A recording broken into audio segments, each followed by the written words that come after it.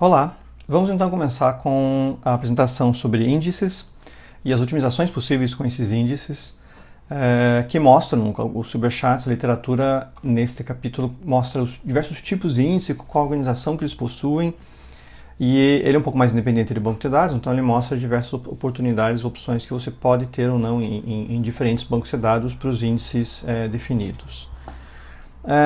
Tem alguns tópicos que vão ser colocados aqui, os conceitos básicos sobre indexação, os tipos de índices diferentes, em B-trees, em hashing, em bitmap também.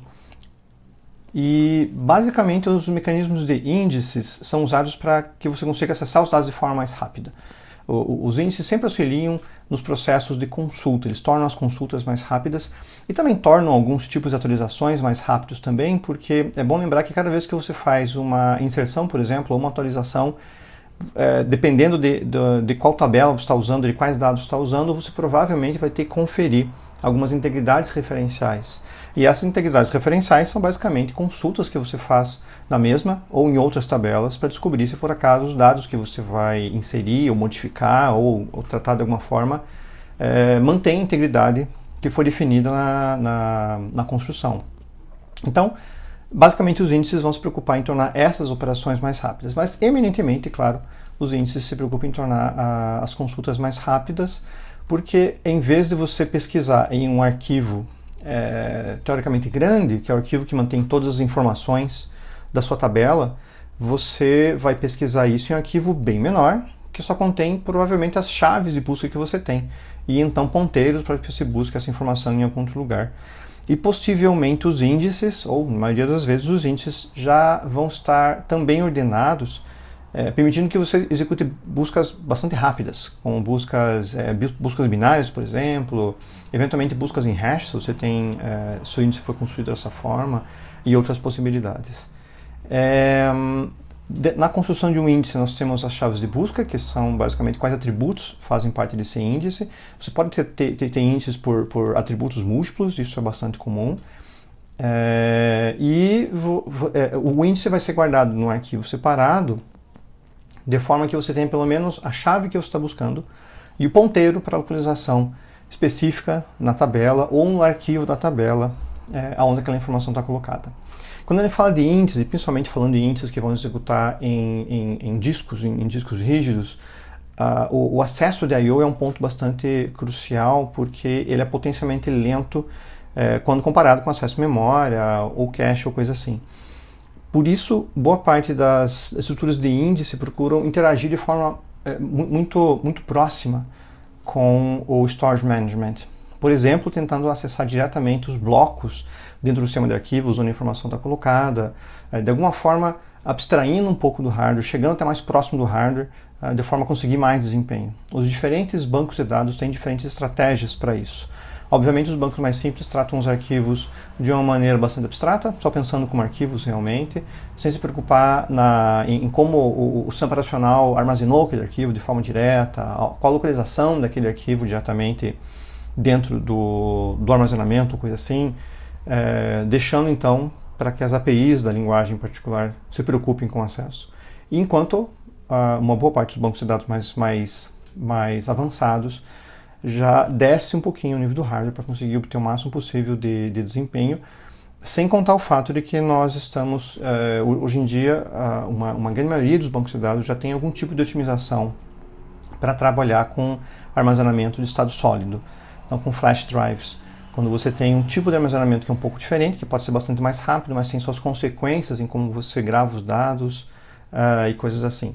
Além de armazenamento em memória também, onde você tem outras preocupações, que é o fato de que a sua memória, embora nos últimos anos nós tenhamos um aumento grande no volume de memória disponível, principalmente pelo preço, está baixando drasticamente, mas ainda assim você tem algumas preocupações em como colocar os dados em memória, de que forma que você pode tentar minimizar o uso de memória, para que você possa manter o máximo possível de índices e informações lá dentro.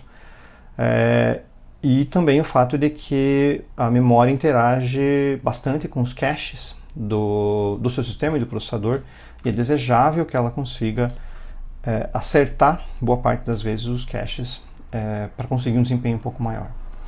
Bom, voltando aos índices convencionais, a gente entende que os arquivos de índice vão ser substancialmente menores do que o arquivo principal. Então você tem uma tabela que potencialmente pode ter dezenas de campos, o arquivo de índice vai ter uma chave, um ponteiro basicamente. E nós temos dois tipos de índices de forma geral. Os índices ordenados, onde a chave do índice é armazenada de forma ordenada, e a gente pode usar diversas estruturas de dados para isso. Evidentemente a gente usa árvores balanceadas. E os índices em hash, onde você distribui as chaves num conjunto de buckets, num conjunto de espaços de armazenamento, e você diz em qual bucket, em qual bloco de armazenamento você tem cada chave baseado numa função de hash. A função de hash ela consegue achar qualquer chave com uma operação de O de 1, complexidade de 1, então você sempre gasta uma operação para chegar até o teu índice, enquanto nos índices ordenados você pode ter um conjunto maior de operações, em geral da ordem de log de 2, do tamanho do número de registros que você tem, o que é bem melhor do que uma busca sequencial. Quando você não tem os seus dados ordenados na tabela e tem que buscar de forma sequencial, você vai ter uma busca de complexidade n, quer dizer, relativa ao tamanho da sua tabela, do seu conjunto de registros. A ideia do índice é diminuir isso drasticamente e evitar que isso aconteça. Lembrando que, se você tem uma tabela que está ordenada por uma certa chave, as buscas por aquela chave podem ser razoavelmente rápidas, né? Você pode lançar mão de, no mínimo, uma busca binária ali dentro. Mas é muito improvável que todas as suas buscas se reduzam a essa chave em particular. Então, o programador vai ter a oportunidade de fazer buscas com chaves bastante diferentes, e essas chaves certamente não vão estar ordenadas, até porque o teu arquivo, a tua tabela, só pode estar ordenado por uma chave ou um conjunto, uma chave composta que seja, um conjunto de campos ali dentro. Os outros campos vão estar, obviamente, fora de ordem. Você vai ter que seguir, se você não tivesse um índice, basicamente uma busca sequencial, um table scan, o que, dependendo do tamanho da tabela, é simplesmente proibitivo. E quando nós trabalhamos com os índices, nós de alguma forma avaliamos como os índices são construídos, que estratégia que nós usamos para isso, e quando nós temos à disposição mais de um tipo de índice, aí a principal função do administrador de banco de dados é descobrir qual é o melhor índice para cada situação. Qual é o melhor índice para cada tipo de consulta que você tem que fazer, além do fato de você balancear quantos índices você vai colocar. Acho que eu já comentei isso diversas vezes, até em outras palestras, que cada vez que você cria um índice, você torna uma consulta ou um grupo de consultas mais rápidas. E você, naquele mesmo instante, tornou todas as atualizações mais lentas. Porque cada vez que você cria um índice, todo novo insert na tabela vai ter que alimentar também aquele índice. Então, se você tem 5 índices numa tabela, cada vez que você insere um registro, aquele registro vai ter que ser calculado aonde ele vai ficar naqueles 5 índices que você possui. Se você possui 5 índices, você tem um certo tempo despendido nisso. Se você possui 40 índices, você vai ter um tempo muito maior para fazer isso. E quando você tem atualizações e direções, todos esses processos impactam na atualização dos índices. Boa parte dos bancos de dados tem um limite para o número de índices que você pode colocar em uma tabela, mas mesmo que o número de índices de uma certa tabela não exceda o limite que o produto de banco de dados oferece, é muito provável que o DBA tenha um limite, um teto a esse número de índices, muito mais baseado no volume de atualizações, de gravações que tem na tabela, do que propriamente no limite físico, no limite lógico que o banco de dados, que o produto de banco de dados oferece. Bom, os índices podem ser classificados a gente pode avaliar os índices de diversas maneiras. Basicamente, a gente avalia eles pelo tipo de acesso que ele suporta, o tipo de busca que ele suporta melhor. Então, os índices, os dois tipos são colocados aqui. Eles podem te dar suporte a uma busca mais rápida quando você tem um valor específico na chave. Então, se busca a chave, o código de aluno número 3040.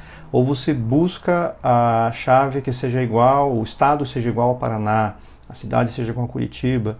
Você busca um valor específico no atributo. E outro tipo de busca é quando você busca uma faixa de valores. Então, você busca os alunos todos onde a idade seja entre 18 e 20, os produtos todos que têm um preço entre 100 e 200. Então, você quer buscar uma faixa de valores. Alguns índices são específicos, conseguem responder as duas perguntas, com maior ou menor eficiência para cada um desses dados, ou uma busca direta pela chave, ou uma busca por faixa. E alguns índices são específicos para um determinado tipo de busca. O índice em hash, por exemplo, ele é específico para buscas pela chave, pelo valor de um atributo. Ele não vai te responder buscas em faixa, mas ele consegue ser muito rápido quando você está buscando basicamente uma das chaves somente, um código de um aluno, de um item, ou o valor de uma cidade, ou coisa assim. Outras avaliações que você tem é o tempo de acesso que ele tem, como que ele vai otimizar o seu tempo de acesso, basicamente a consulta, de que forma que o tempo de consulta vai ser melhorado com esse índice.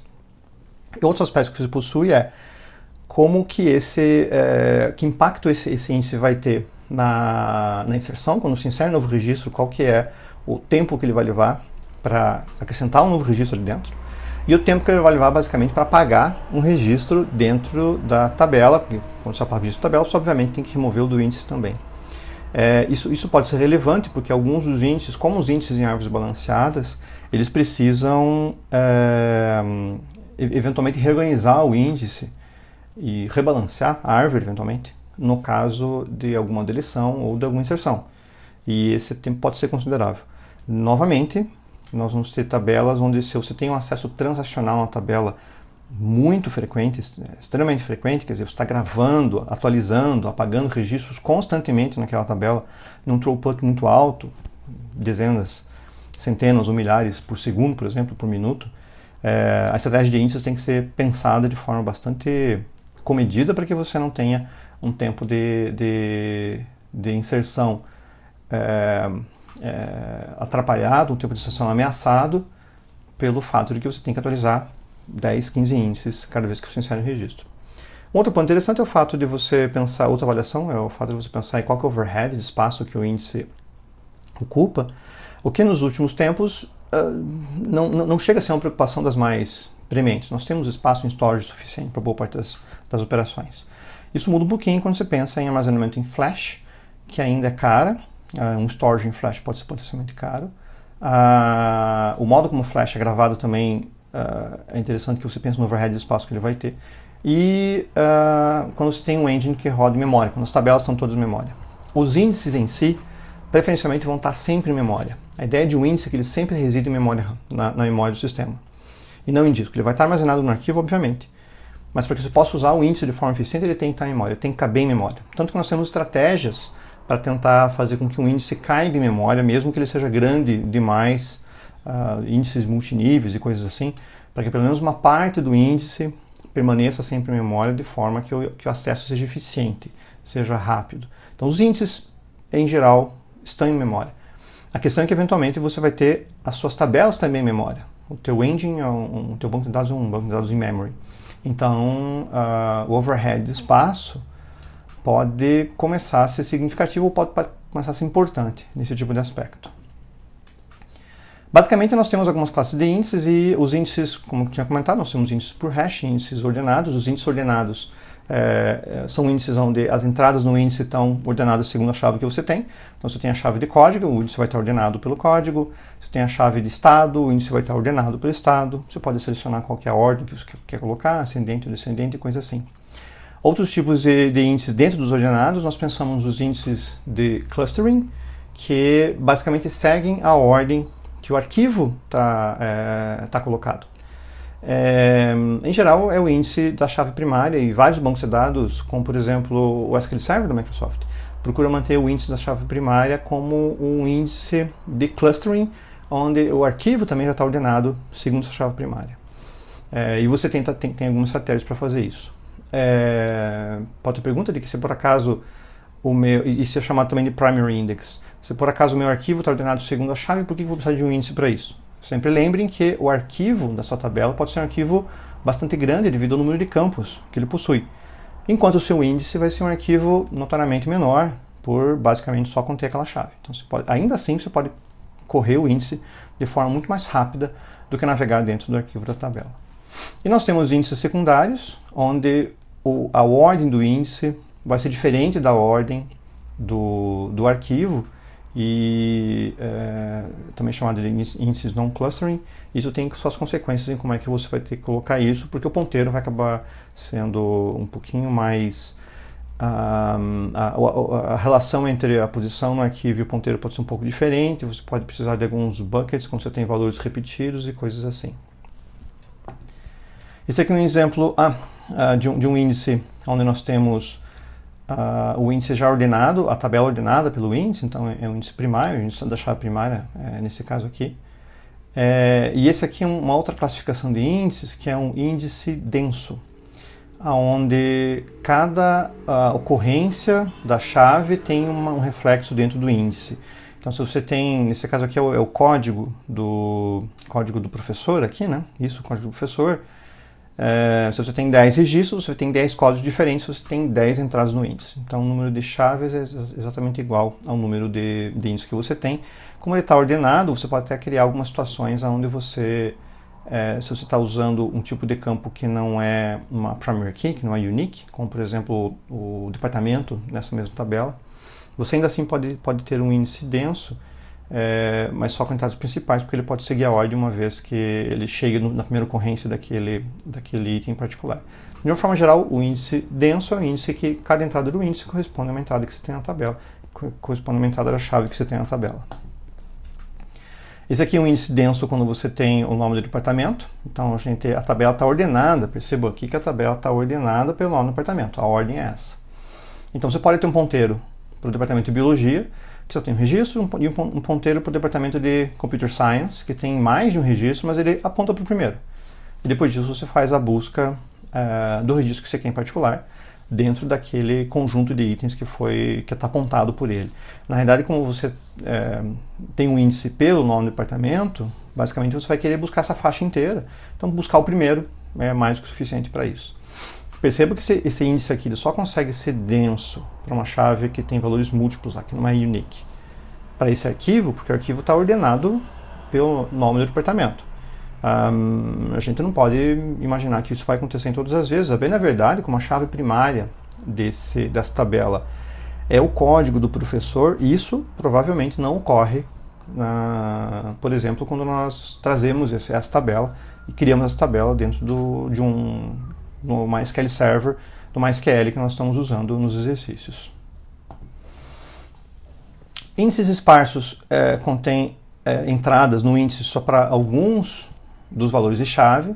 Então, o índice esparso acaba sendo útil em algumas situações quando o conjunto de registros é muito grande e principalmente quando ele está ainda na mesma ordem, é um índice primário, né? Então, a tua tabela segue a mesma ordem do índice, nesse caso aqui o código do professor.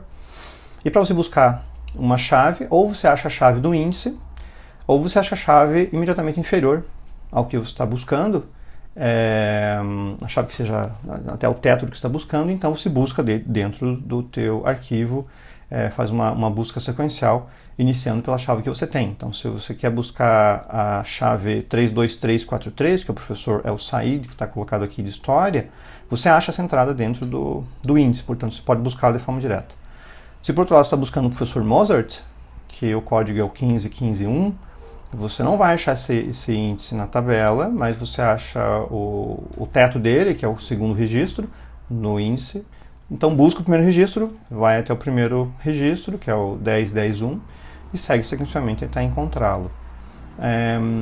Índices esparsos podem ser úteis em algumas situações, principalmente quando você tem tabelas que sejam muito grandes, ou quando você tem um repositório que é muito dinâmico, de forma que o índice possa ser parcialmente construído sem atrapalhar as operações. O tempo de construção de um índice, a atualização de um índice, pode ser substancialmente grande em algumas situações e isso pode oferecer algumas ameaças por modo como você está trabalhando com o sistema. Então, o índice esparso pode ser útil, mesmo que você tenha que fazer essa operação secundária dentro da busca no arquivo da tabela. Comparado com índices densos, o índice esparso usa menos espaço, obviamente. Ele é mais lento para que você busque os resultados, mas ele também leva um tempo muito menor para manutenção. Ele gasta menos espaço e os inserts e deletes são bem mais rápidos do índice esparso.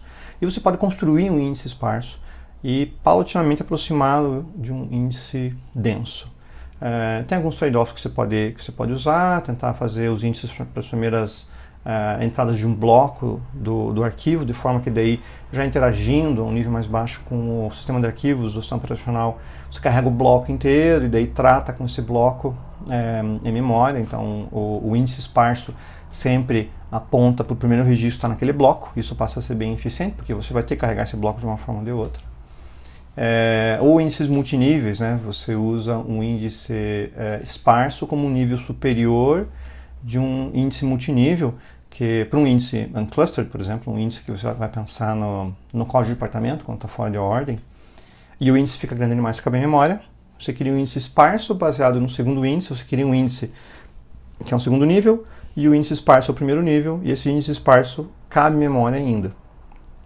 É uma estratégia usada quando você tem um índice, quando o próprio índice fica grande demais, ou quando você tem um conjunto grande de índices, você tem que começar a diminuir o uso de memória pelo teu sistema. Se você tiver que ler seus índices sempre do disco, você ainda vai ter uma certa eficiência a mais, obviamente, mas manter os índices em memória o tempo todo realmente traz uma melhora substancial no desempenho. Isso aqui é um índice secundário, então é basicamente um índice secundário quando você não tem os dados ordenados, e basicamente esse índice aqui ele pensa no salário. Então a tabela está ordenada pelo código, e o que você faz é ligar o teu registro, o 40.000 aqui, ele está em ordem, o índice sempre se mantém em ordem, e ele aponta, tem um ponteiro onde ele vai para aquele índice em particular. Em geral você tem um bucket aqui, porque no caso do salário, esse aqui é um campo que não é unique, ele é um campo que pode ter, e tem efetivamente aqui salários repetidos, né? O 80.000 tem mais de um aqui, se não me engano. 95.000, tem alguns que é 80.000 repetido. Então você vai ter um bucket onde você pode ter mais de um ponteiro para registros dentro da tabela. E esse índice não tem opção a não ser um índice denso. Ele precisa ser um índice denso porque você não conta com a ordem da tabela para você encontrar o primeiro e então descer para busca dentro de cada registro. Você tem que ter todas as entradas do índice apontando para todas as entradas que você possui, para todos os valores que você possui naquela chave em particular. Esse é o índice mais comum. É claro que todos os bancos de dados sempre mantêm um índice primário para as chaves primárias. Boa parte dos bancos de dados mantém um índice já para a chave secundária, e a chave secundária, em geral, já é um índice secundário.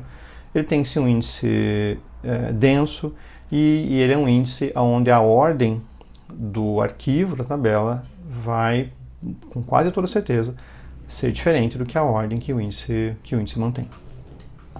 Tem algumas exceções, obviamente, principalmente quando você tem chaves múltiplas, chaves candidatas e coisa do gênero. Bom, a comparação entre os índices clustering e non-clustering, claro que a gente consegue um benefício muito grande para usar os índices, mas os índices sempre têm um impacto em como você altera o banco de dados. Então, cada alteração no registro, principalmente uma inserção ou uma exclusão, você tem que mexer em todos os índices. Todos os índices. Tem 20 índices, inserir um registro, tem que mexer nos 20 índices. Excluir um registro, tem que mexer nos 20 índices. Em uma atualização, no update, você pode avaliar se por acaso quais índices vão ser impactados por aquele update. Se você atualizou uma chave que participa de índices, obviamente você tem que atualizar aquele índice. Caso contrário, o índice continua íntegro, continua funcional, sem uma atualização nenhuma. Mas você percebe que pelo menos eu tenho que testar isso, né? Eu tenho que no mínimo avaliar quais campos aquele update alterou realmente, e daí então verificar isso quais índices correspondem a isso, e então proceder a uma atualização no índice. Então há um tempo gasto para isso, inevitavelmente. Claro que os índices de clustering são eficientes, porque é uma leitura sequencial, mas quando você o índice clustering ele é eficiente, até porque a tabela tá ordenada naquele padrão, e você tem uma sequência dos blocos do arquivo dentro do disco.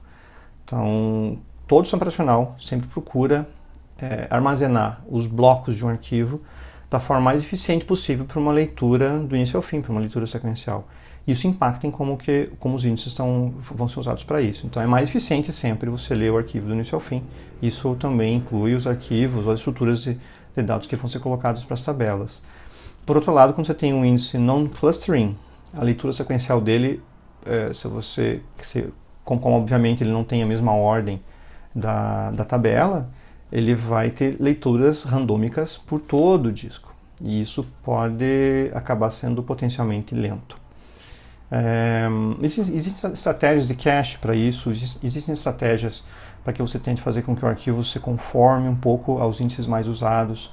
Muitos bancos de dados já começam a tentar usar diferentes técnicas para permitir que as tabelas se adaptem a quais índices são os mais usados dentro das consultas, que pode ser bastante interessante.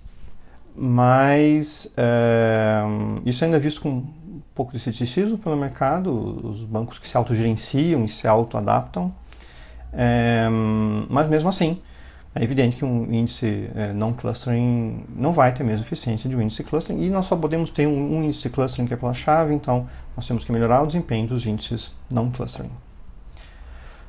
Como comentei, se um índice não cabe memória, ele passa a ser muito caro. Ele ainda assim é útil, mas seria muito bom que ele coubesse memória, então a gente pode criar um índice, manter o índice real, que é o índice que tem todas as entradas, um índice denso, como um inner index, que talvez possa ser lido a partir do disco, que você talvez não tenha ele todo em memória, e criar um índice esparso baseado, é um índice do índice, né? Você cria um índice esparso para acessar esse índice denso com um número menor de entradas, que portanto pode caber em memória. Se por acaso esse segundo índice for muito grande ainda, você pode criar um terceiro nível e mais níveis assim. É evidente que isso começa a também criar mais impactos para atualização. Você tem diferentes níveis de índice para atualizar. Você tem um índice, o índice do índice, o índice do índice do índice e assim por diante. Mas a preocupação principal aqui é manter o máximo possível de informações em memória para que o acesso seja rápido. Aqui tem uma figura de um índice multinível, onde você tem os dados realmente aqui, e esse aqui é o teu índice real. Aí você tem um outer index, que é um índice esparso, que você não tem entradas para todos os registros, só para alguns deles. E a gente sabe que os dados não estão na ordem, mas esse índice aqui está. Então o inner index está na ordem. Você vai armazenar só o outer index na memória e o nível mais outer possível. Se você tiver vários níveis aqui, o índice mais outer possível. Você pode ter índices, obviamente, em chaves múltiplas. Se uma consulta sua é sempre usada como, por exemplo, nesse código aqui, a relação nome e ID, você pode... aliás, esse exemplo aqui não é um exemplo dos melhores, né? É raro que você tenha justamente essa busca aqui. Mas você pode criar um índice com as duas chaves. E como você tem uma ordem aqui nos campos, esse índice em particular serve para você buscar só no nome, ou com o nome e o ID também. Então ele tem uma busca interessante. E finalmente, como é que nós armazenamos esses índices em boa parte das vezes? Aqui nós vamos tratar de três tipos de índice, né? Nessa primeira parte dos slides, só dos índices com as árvores balanceadas, mas depois tem uma segunda apresentação com mais dos tipos de índice. E nós temos que usar estruturas de dados que sejam versáteis, no sentido de que as atualizações possam ser feitas de uma maneira prática e rápida, e ao mesmo tempo utilizáveis para que deem suporte para as principais operações que nós temos dentro das consultas do banco de dados. As árvores balanceadas conseguem responder a essas questões de uma forma bastante interessante, sendo úteis tanto para buscas pela chave, com poucas operações, quanto para buscas por faixas, também com poucas operações, e no caso da B+Tree, das árvores balanceadas Plus, você também tem as buscas sequenciais otimizadas, porque elas basicamente mantêm uma lista encadeada no último nível para conseguir manter, para fazer com que essa busca em sequência seja mais rápida. Então tem uma série de vantagens para essas árvores. A árvore balanceada, se estão lembrando das disciplinas de estudo de dados, são árvores onde você tem, cada nó possui um conjunto de itens que são colocados, ordenados, e você tem um limite para cada nó, tanto ramo quanto folha. Quando você cede esse limite, ele quebra o nó em dois e coloca com um nível inferior. Você vai colocando mais, ele vai sempre quebrando os nós e distribuindo isso pelos diversos ramos que ele possui, de forma que você sempre tem uma profundidade única em todos os ramos, e os últimos ramos folha têm as informações que você precisa realmente, no caso da B+Tree em particular. Um ponto interessante das árvores balanceadas é que cada vez que você altera ela, ela se reorganiza, ela é autorreorganizável. Há um certo tempo gasto nisso, mas considera-se que esse tempo é ínfimo em relação ao ganho que você tem de manter todos esses dados organizados sem ter muitas operações para isso. Basicamente, quase todos os bancos de dados implementam índices usando B-trees. E a maioria deles usa a B+Tree, não a B-tree convencional. Esse daqui é um exemplo de um índice baseado em B+Tree para o banco de dados para a tabela de professores. Então, o nome do professor aqui é usado como a chave para esse índice em particular. E um dos parâmetros que nós temos dentro da B+Tree é o N, que é o número de elementos que cabem dentro de um nó, um número máximo de elementos. Na realidade, o N é o número a mais, porque é o número que, quando ele for atingido, ele vai quebrar. Isso quer dizer que você tem um elemento aqui nesse nó, você pode acrescentar mais um outro, se tiver alguém contigo, e mais um outro. E quando você adicionar o quarto, nesse caso aqui, N igual a 4, ele vai ser obrigado a quebrar esse nó em 2 e colocar ele logo abaixo, e balanceando dali para baixo. Todo nó dentro de uma B+Tree ou de uma B-Tree tem tanto a chave quanto o ponteiro para o índice daquela chave em particular. E no caso da B+Tree em particular, vocês percebem que as chaves todas descem para os níveis folha, o que não acontece na B-Tree convencional. Então, o Mozart aqui, por exemplo, apesar de ele estar no nó raiz, que é quando ele decide para onde ele busca, para a esquerda ou para a direita, ele também faz parte aqui do nó folha. Isso é interessante porque você tem tanto os nós disponíveis nas árvores, nos nós que são chamados de nós internos, quanto nos nós folha, que são só o último nível. Então, o professor Einstein está aqui, mas ele também está no nó folha aqui embaixo. O professor Gould está aqui, mas também está no nó folha aqui embaixo.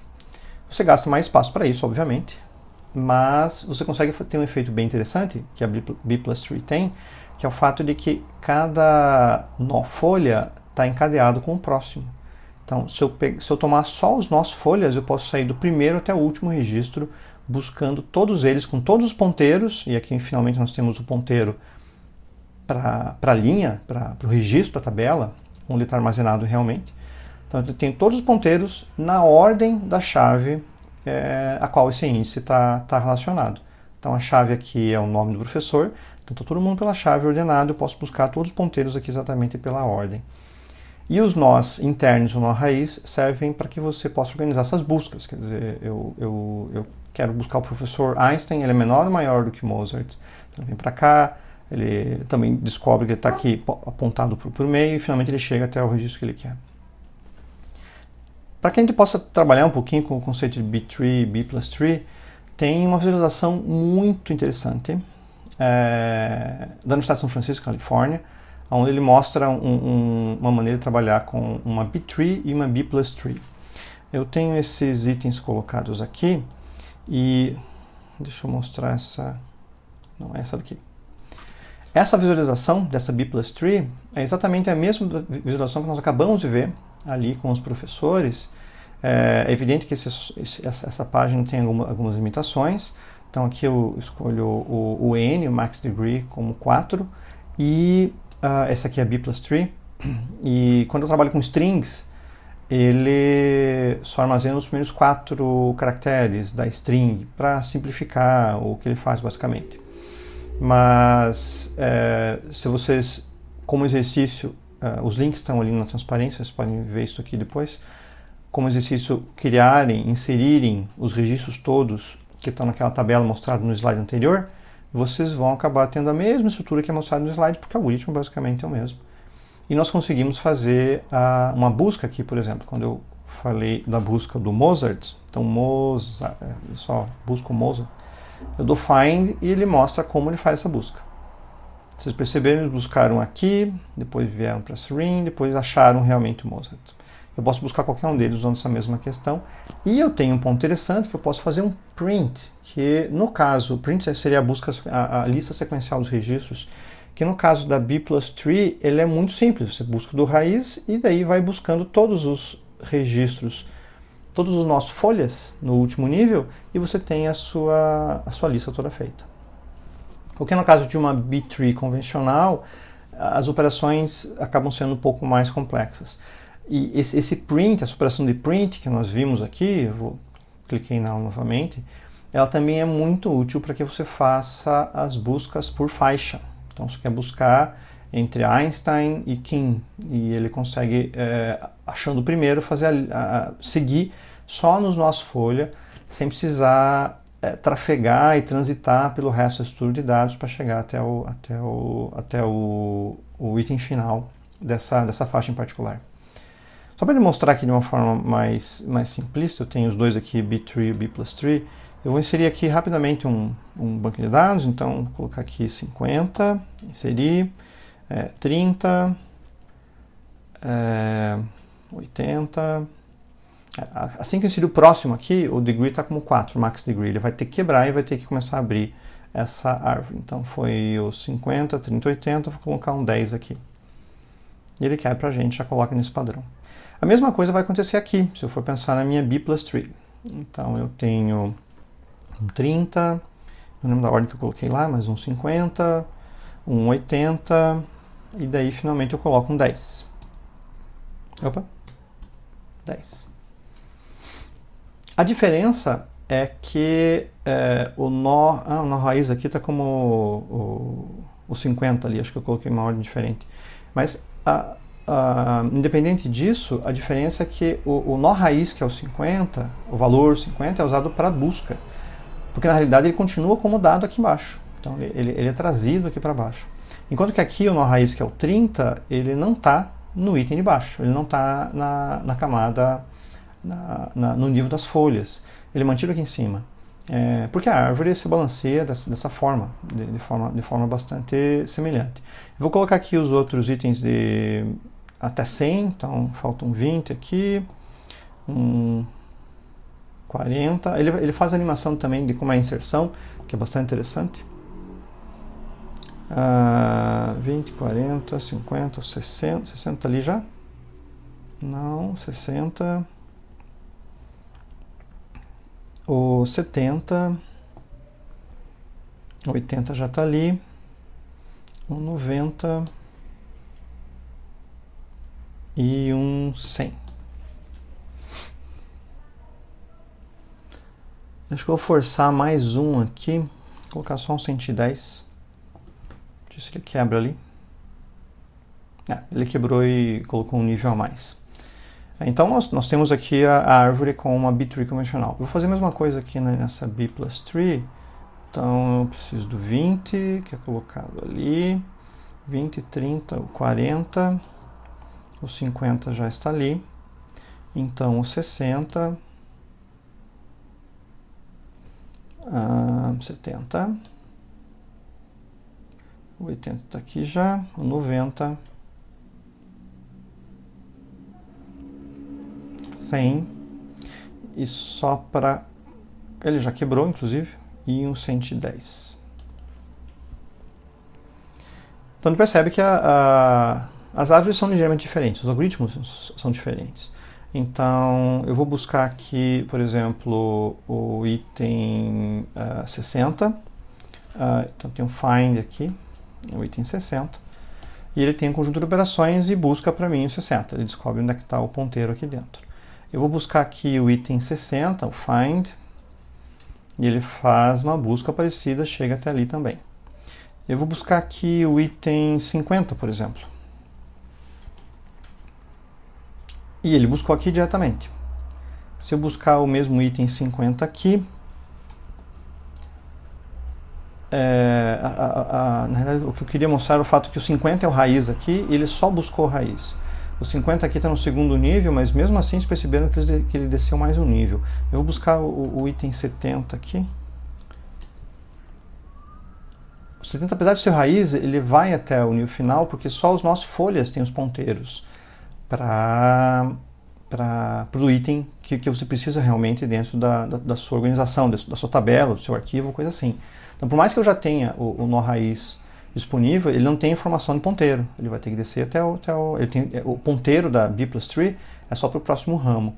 Ele vai ter que descer até uma folha para fazer isso.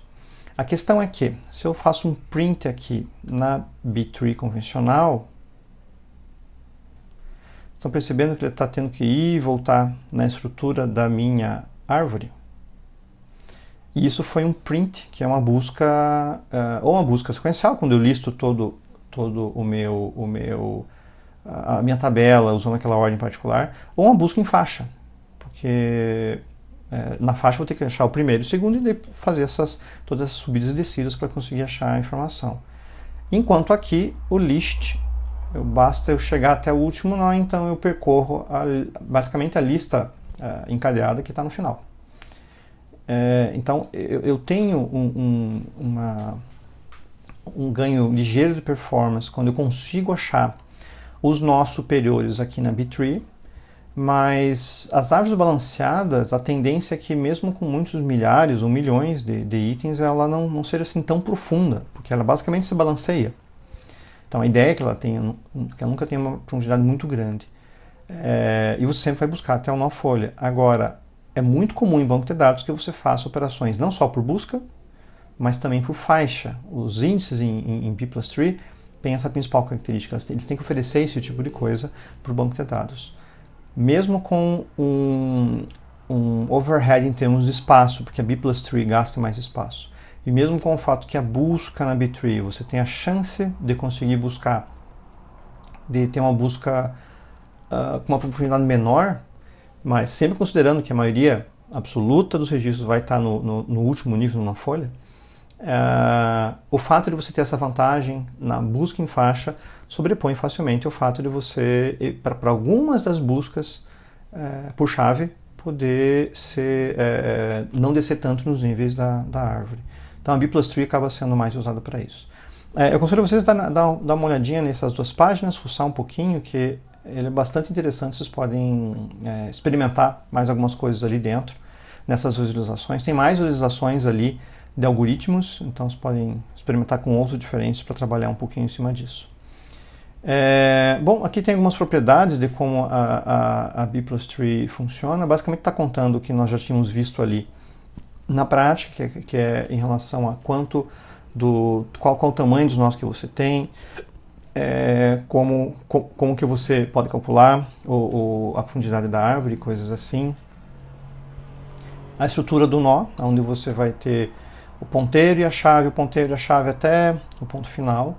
Nos nós convencionais, e os ponteiros para um nó que não sejam folha, que são nós intermediários, aqueles inner nodes, eles são ponteiros para outros nós. Nos nós folhas são ponteiros para registros reais dentro da tabela de banco de dados. Mais algumas propriedades específicas dela, como é que você faz as buscas para os nós aqui dentro, a maneira pela qual ela consegue acessar os registros diretamente com os ponteiros, como que são os nós não folha. Um exemplo da B-Tree, de como ele funciona. Aqui ele já tem um n igual a 6, então com n igual a 6 a árvore já fica um pouquinho mais flat, um pouquinho bem menos profunda para aquele mesmo conjunto de dados que nós tínhamos na tabela de professores. E algumas observações aqui dentro, que é o fato de que, sim, nós temos algumas diferenças entre a B-Tree convencional e as B+Tree. Isso pode ser útil em alguns índices esparsos que ele pode gerar para índices secundários. Existe o fato de que os nós podem estar logicamente perto, mas não necessariamente fisicamente próximos, isso pode acabar sendo complicado. E as inserções e as exclusões no arquivo principal acabam sendo eficientes em termos de tempo aqui, usando o tempo logarítmico, porque a reorganização da B-Tree de forma geral é eficiente, então você não tem um consumo de tempo muito grande com isso daqui. As queries na B+Tree são buscadas do nó raiz, indo até os nós folhas e chegando até finalmente nós intermediários e chegando até os nós folhas, como nós vimos naquela animação também. As queries em faixas também acabam sendo bastante eficientes, porque você busca a chave inicial e a chave menor é imediatamente menor do que a chave final, menor ou igual que a chave final. Em geral, as implementações trabalham com alguma interface de iterator para conseguir buscar o máximo possível de registros a cada tempo, usando um next. O iterator é a mesma estrutura que a gente vê em Java e Python de forma simples. As quais acabam sendo bastante rápidas dentro disso, e acaba sendo bem mais rápido do que em uma árvore balanceada. E a gente pode colocar queries, chaves não únicas dentro de uma B+tree. Em geral, você acaba acrescentando alguma coisa a essa chave. Ou você usa buckets para conseguir fazer com que a chave em particular se conecte a um bucket e dentro daquele bucket você tem os ponteiros para todos os outros. Esse tipo de uso de um armazenamento secundário, como os buckets, para colocar as chaves iguais, por exemplo, se você fizer um índice por cidade ou coisa assim, acaba não sendo tão eficiente. Então existem algumas possibilidades de você acrescentar criar uma chave composta.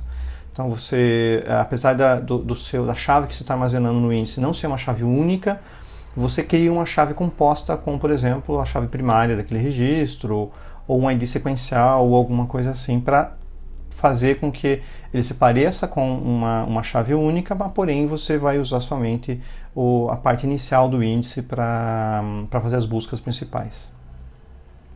As atualizações são, como nós vimos, as inserções dentro daquela animação. Você vai tendo que colocar isso nos nós e possivelmente quebrando os nós se for necessário.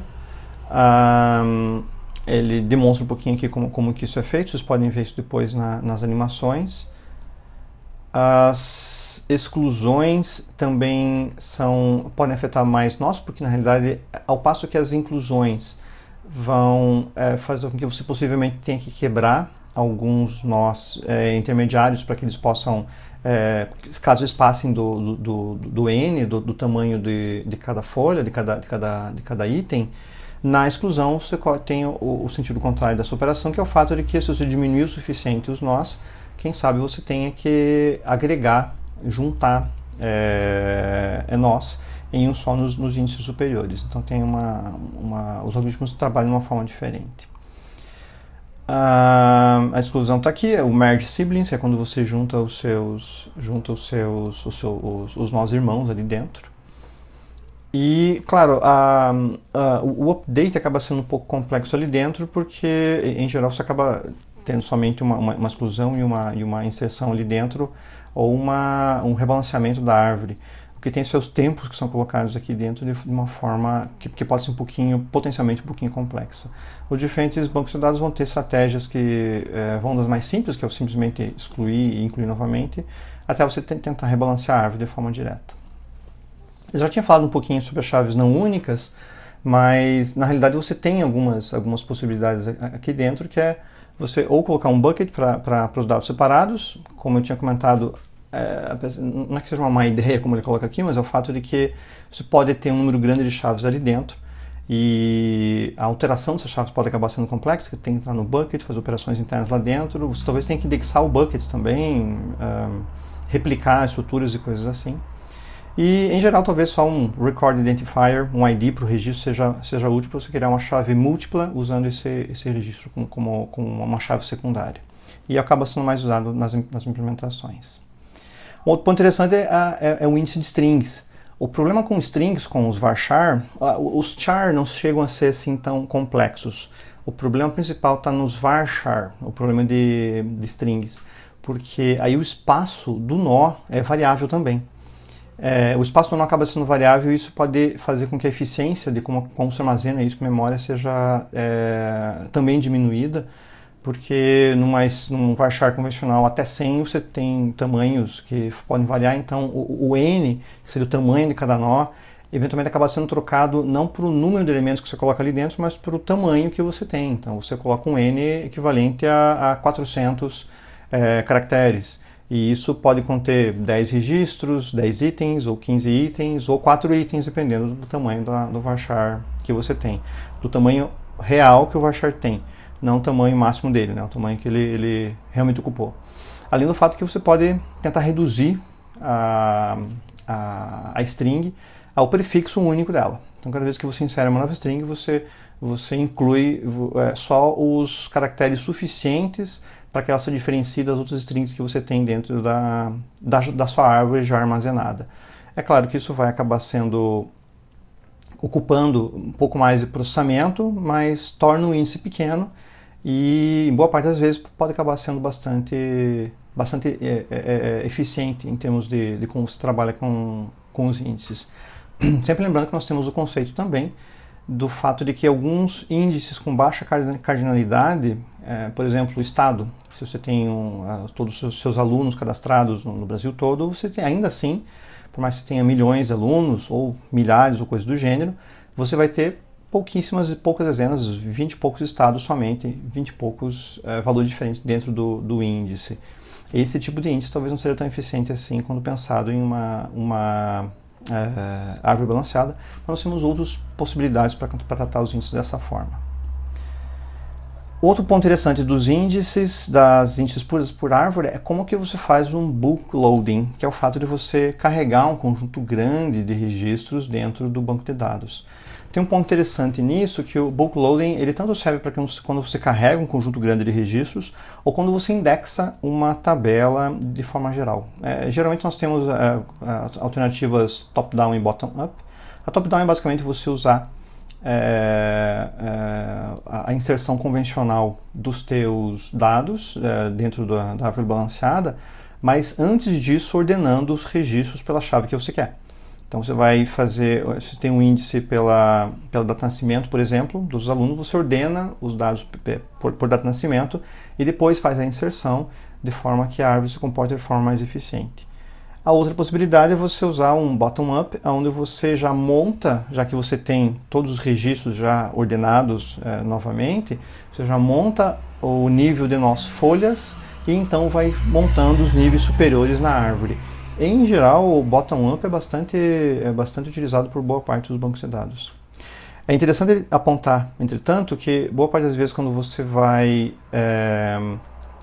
carregar dados, voltar um dump de banco de dados, por exemplo, um backup, coisa do gênero, uma das primeiras coisas a serem feitas é você desligar todos os índices. Você raramente volta um dump com os índices ligados. Você dropa todos os índices, carrega todos os dados e então você retorna os índices dentro dele. Os índices vão levar algum tempo para serem calculados, mas em geral um tempo menor do que você fazer isso para todo registro por registro, quando você tem possivelmente milhões de registros dentro disso. Tem alguns aspectos diferentes quando você faz o índice em Flash. Como eu tinha comentado, o I/O em Flash é bem mais rápido do que um I/O em um disco convencional, 20 a 100 microsegundos para read e write. A única questão é que os writes, quando você coloca no Flash, não são in place, quer dizer, você não altera o dado ali dentro, você grava o dado em outro lugar e marca aquele bloco como finalizado. Nesse sentido, fica mais interessante você diminuir o tamanho do bloco ou da página para que você possa fazer com que essa mudança de lugar quando você faz o write seja um pouquinho minimizado. Mas de forma geral, o índice se comporta de maneira parecida e claro que ele vai ser um pouco mais rápido e você tem algumas possibilidades de ter estruturas de árvore que são otimizadas para write. Porque o write, apesar de que mesmo o write em Flash sendo mais rápido do que no disco, esse write not in place é um dos calcanhares daqueles de como é que a memória Flash, o armazenamento em Flash funciona, o armazenamento em estado sólido funciona. Então há alguma otimização quando você tem uma árvore que vai colocar dados dentro de uma memória Flash. E o mesmo tipo de otimização acontece quando você pensa em memória, em main memory. A questão da memória é o fato de que ela é muito mais rápida do que disco ou flash ou o que seja, mas é claro que a memória ainda assim é mais lenta do que um cache, dos diversos níveis de cache que tem no sistema operacional e principalmente os caches dos processadores. A ideia é que você possa, se você tiver uma estrutura de dados que caiba num cache, pode ser largamente preferível, então eventualmente você diminui o tamanho dos nós para que o nó possa caber dentro do cache. E aí, por mais que você mantenha toda a sua árvore de memória, você tenta processar isso, você tenta diminuir o cache missed, o fato de você ter que recarregar o cache, porque quando você carrega um bloco ali dentro, já está o nó todo, você pode operar dentro dele da cache sem ter uma perda de desempenho por isso. Novamente, isso aqui é uma otimização que você tem. Se você só colocar o índice memória, é evidente que você vai ter um ganho maior. Mas, já que nós estamos memória, tentar fazer com que ele seja, o tamanho seja compatível com o cache do processador do sistema, vai tornar ele ainda mais rápido. Na próxima apresentação nós vamos trabalhar com os índices em hashing, mas de um ponto de vista mais principal, os índices em B+3 acabam sendo índices muito eficientes e largamente utilizados. Muito provavelmente todos os produtos de banco de dados usam ou esse puro algoritmo ou alguma variação em cima dele. E lembrando que os índices em B+3, em árvores balanceadas plus, eles conseguem ser rápidos para busca por chave, que ele tem uma operação, um número de operações conhecido para chegar até a chave que você possui. E ele é muito eficiente também para busca por faixas. Então, quando você dá uma faixa de valores, início e final, ele consegue localizar rapidamente o início e fim e percorrer os últimos, o nível de folhas de uma forma muito eficiente, porque ele é basicamente uma lista encadeada. Nós temos um overhead em termos de espaço dentro disso, mas ele realmente vale a pena pelo benefício que oferece. E se por acaso ele ficar grande demais para memória, nós temos os índices multinível que podem resolver isso de uma forma que pelo menos mantenha uma parte do índice, o nível externo do índice, memória, e torne esse desempenho um pouco melhor. Ok? Nós voltamos a falar sobre índices na próxima apresentação, que eu vou falar sobre hash e bitmap. Até mais!